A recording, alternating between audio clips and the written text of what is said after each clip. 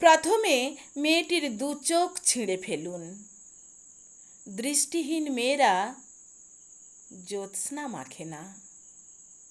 এরপর দাঁত দিয়ে ছিঁড়ে নেওয়া হোক মেয়েটির ওরক্ত ওষ্ঠদয়।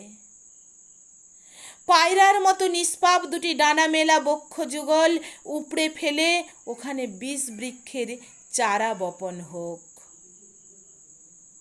নাভিতে ঢেলে দাও তীব্র গরল, গলিত লাভা হলে মন্দ হয় না। মেয়েটির আর্তনাদ ঘনীভূত হলে আরও দু চুমুক মদিরায় স্নান সেরে তমসাপ্রিয় আমাজন উপত্যকায় গভীর ক্ষত এঁকে দাও।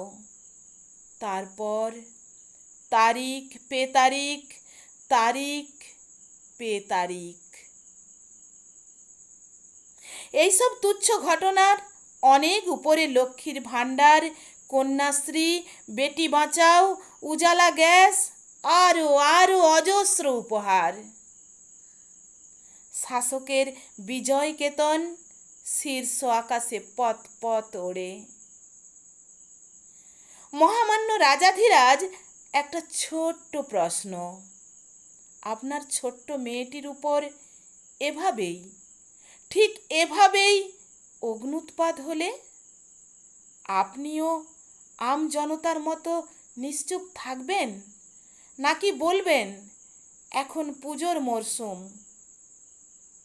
সকলেই উৎসবে থাকুন?